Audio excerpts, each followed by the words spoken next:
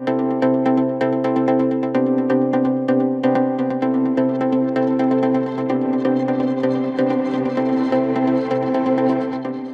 tell me about where this even got based, and we were going to be starting to talk about land value. Well, this is something that Mr. Grumbine insisted we have these two gentlemen on to talk about. And I think, we're looking at, obviously you guys can probably best explain the basic parameters of what land, the basic idea behind land value tax and what that's all about.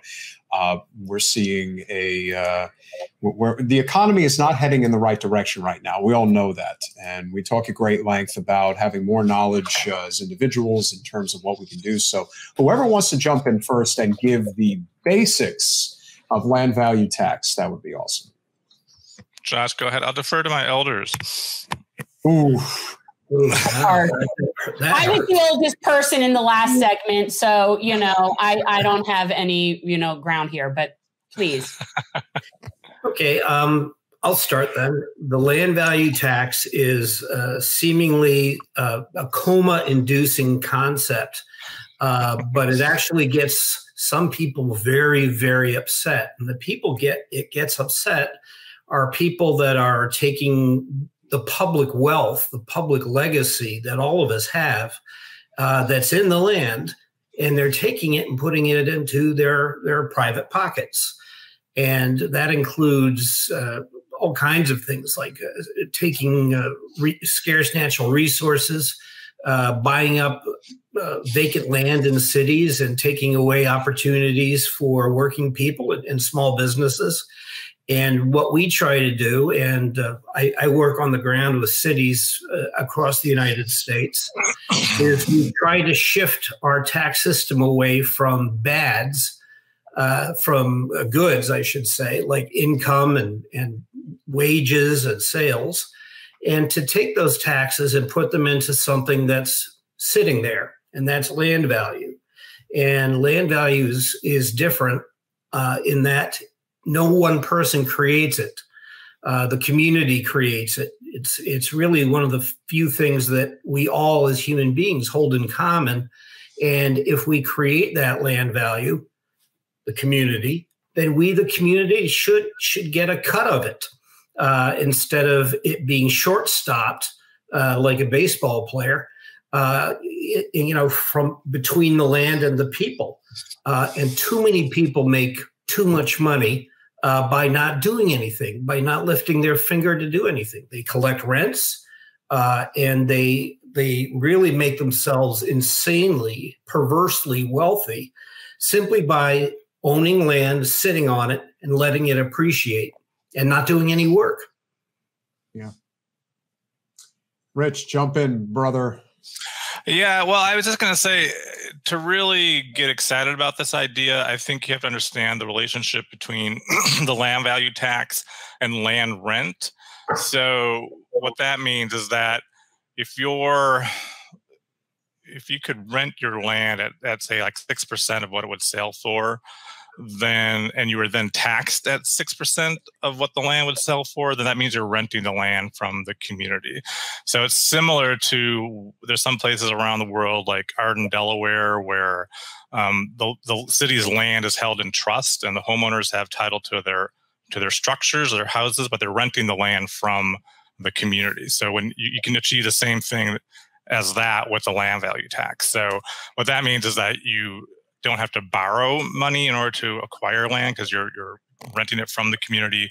And that also means that all the land rent payments that are currently being funneled into the financial system right now is going to everyone equally. So that's one reason why I really like the idea. And how is this something that would affect, like, let's say us in Florida? You know what I mean? Like, how is this something that would affect us? Because obviously our taxes are incredibly high here, and our houses are going to potentially all be underwater. So, what does that do to our taxable land value? When you say underwater, you mean literally or you mean financially? Oh, I mean literally. Okay. It's funny. Florida is such a variegated state. If we had a land value tax and you bought lots of land in, let me pluck one out of the air, Clay County, which is, kind of in the woods, kind of in the scrub, the land's not very valuable. So that would be a good place for you to buy land. Again, they're not making any more of it. But if you are in an appreciating part of Florida, and I don't know where you guys are. We're south. We're literally going to be underwater here. We're in Broward. Well, if you're going to be underwater, then buy land that's further inland. And then you become wealthy beyond your higher ground. We need to be going to higher ground, people, north of Lake Okeechobee. Yeah, actually, that's true. That's how natural land economics works. I don't know if you guys are too young.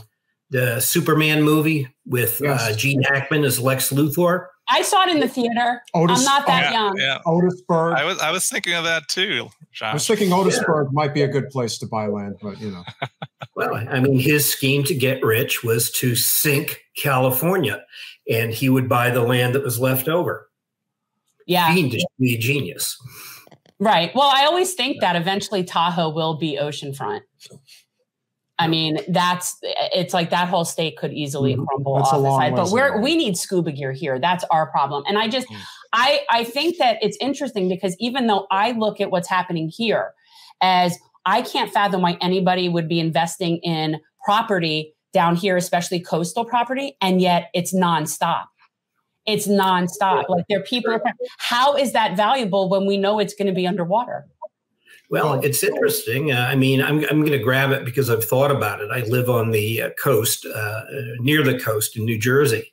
And the government, everybody, a licensed practical nurse in Chicago, you name it, they all contribute money, tax money, to beach reclamation projects. They contribute money to really make the landowners who are sitting on the waterfront very rich. And nobody built on that waterfront 150 years ago because it was your investment. It was your risk. Now the risk is essentially taken from the citizens. And so, yeah, these sharks, land sharks, will grab lots of land. They'll make lots of money. And unfortunately, that's what it's all about, is the money. Thanks for watching. If you want to support our mission to transform politics into service, please like this video, subscribe, follow us on social media, and consider joining our Patreon, where you'll get early access to our interviews as well as other exclusive content. Links are in the description. Peace out.